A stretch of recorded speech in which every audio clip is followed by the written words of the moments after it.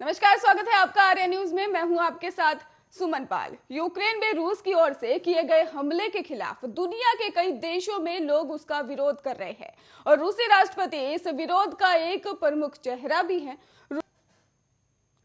26 जनवरी यानी आज air India के एक विमान ने रूस के आक्रमण के चलते ही यूक्रेन में फंसे भारतीयों को स्वदेश लाने के वास्ते रोमानिया की राजधानी बुखारेस्ट के लिए ही शनिवार को सुबह ही मुंबई हवाई अड्डे से उड़ान भरी है। और वरिष्ठ सरकारी अधिकारियों ने बताया है कि उड़ान संख्या AI 1943 ने ही तड़के करीब 3:40 पर मुंबई हवाई अड्डे से उड़ान भरी और उसके भारतीय समय अनुसार सुबह करीब 10 बजे ही बुखारेस्ट हवाई अड्डे पर पहुंचने की संभावना है।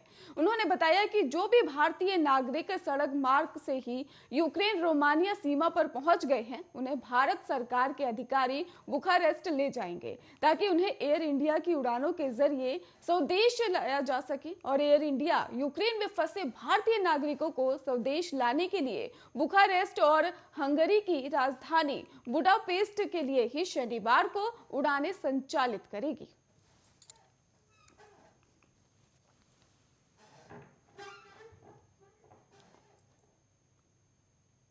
चलिए रुक करते अगली खबर की ओर, जहां पर प्रधानमंत्री नरेंद्र मोदी ने आज बजट 2022 में स्वास्थ्य क्षेत्र के लिए प्रावधानों को भी आयोजित और एक वेबिनार को भी संबोधित किया है। और इस दौरान पीएम मोदी ने कहा कि कोरोना टीकाकरण में कोविन जैसे डिजिटल प्लेटफॉर्म के माध्यम से ही हमारी डिजिटल तकनीक जो है उसका लोहा पूरी दुनिया ने माना है। Ayushman Bharat digital mission confusion को लेकर भी उन्होंने हेल्थ केयर प्राइवेट के भी एक बीच ही आसमान इंटरफेस उपलब्ध कराता है और इससे देश में उपचार पाना और देना दोनों आसान हो जाएंगे। और कार्यक्रम को संबोधित करते हुए पीएम मोदी ने कहा कि सबसे पहले तो आप सभी को दुनिया के सबसे बड़े वैक्सीनेशन मिशन को सफलतापूर्वक चलाने के लिए 130 करोड़ देशवासियों की तरफ से मैं बहुत बहुत बधाई देता हूं।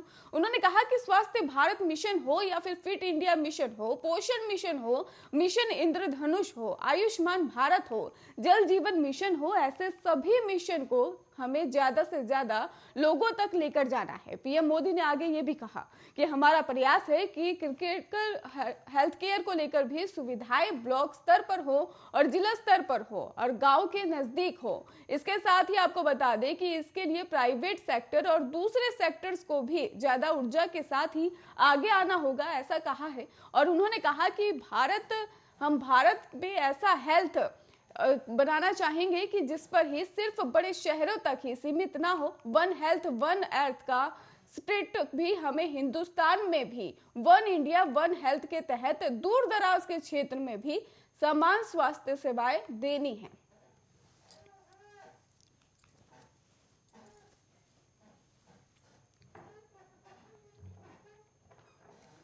वहीं उत्तर प्रदेश विधानसभा चुनाव के 5वें चरण में ही प्रतापगढ़ की कूड़ा सीट हॉट से ही सीट बन गई है। और क्योंकि ये से बाहुबली रघुराज प्रताप सिंह उर्फ राजा भैया अपनी जनसत्ता पार्टी से ही चुनावी मैदान में है और सपा प्रमुख अखिलेश यादव ने कुंडा को लेकर ही कई टिप्पणी भी उन्हें जवाब दे दिया है। राजा भैया ने कहा है कि अखिलेश यादव ने कुंडा की जनता के लिए अपशब्द का प्रयोग किया है और कुंडा से ही कई बार निर्दलीय विधायक रह चुके हैं। रघुराज प्रताप सिंह ने कहा कि कुंडा देश विदेश में ही प्रसिद्ध है और क्योंकि यहाँ की जनता हमें बहुत प्यार और दुलार करती है। उन्होंने अखिलेश यादव के कुंडा को लेकर की गई टिप्पणी को पर कहा है कि अखिलेश यादव ने कुंडा की जनता के लिए अपशब्द का प्रयोग किया कि वो कुंडा की कुंडी बंद कर देंगे। और मैं अखिलेश यादव को इतना कहना चाहता हूं कि वो कुंडा की कुंडी को बंद नहीं कर सकते। अखिलेश यादव क्यों नाराज हैं ये वो जाने, इस पर मैं कुछ नहीं कहना चाहता। मैंने किसी के बारे में अपशब्द नहीं कहे हैं। राजा भैया इस बार भी चुनाव में लेकर जीत को लेकर आश्वस्त हैं और उन्होंने कहा कि 2017 में जनता ने नारा दिया था कि जीत का अंतर 1 लाख से ज्यादा होगा, तो वहीं इसके करके भी दिखाया है। और इस बार जनता का नारा है कि जीत का अंतर 1.5 लाख होगा, तो वहीं होकर रहेगा। उन्होंने कहा कि मैं 6 बार से लगातार विधायक हूं और हर बार जनता के प्यार और स्नेह के कारण जीत का अंतर बढ़ता हूं।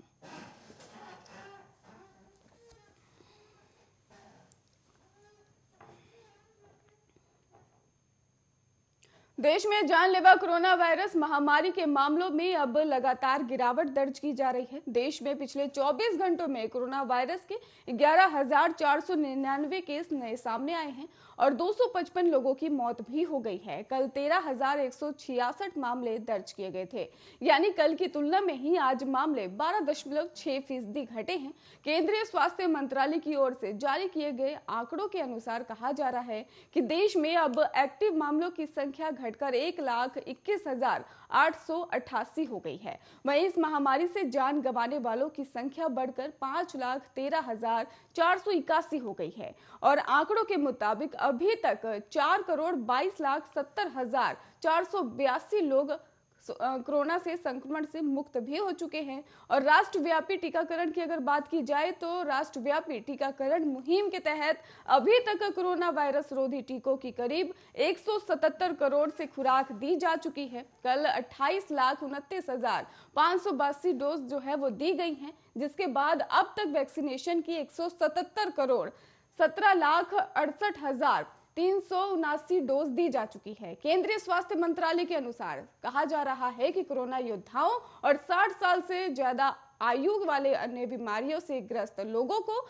1.98 करोड़ से ज्यादा एहतियाती टीके लगाए गए हैं और देश में कोविड रोधी टीकाकरण अभियान 16 जनवरी 2021 से शुरू हुआ और पहले चरण में स्वास्थ्य कर्मियों को टीका लगाया गया। वहीं कोरोना योद्धाओं के लिए टीकाकरण अभियान 2 फरवरी से शुरू हुआ था।